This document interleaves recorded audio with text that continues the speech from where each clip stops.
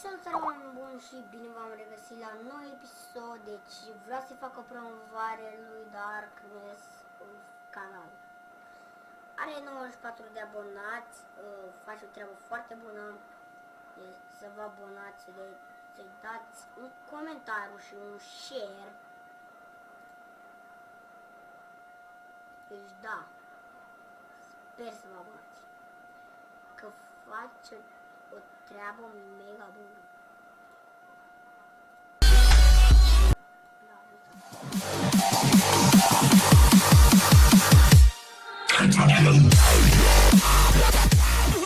Deci măcar să vă abonați 3, adică 3 abonați să-i aduceți, măcar și lui, adică, na, am făcut și o nouă abonați. Deci, să vă abonați și deci, sper că v-a plăcut, i-am făcut o promovare, da? Și sper că v-a plăcut episodul de azi, că n-a fost cam un episod monolog. Sper că îmi dați și mie un share, o să spuneți și un coment și un like și ne revedem data viitoare. Pa, pa!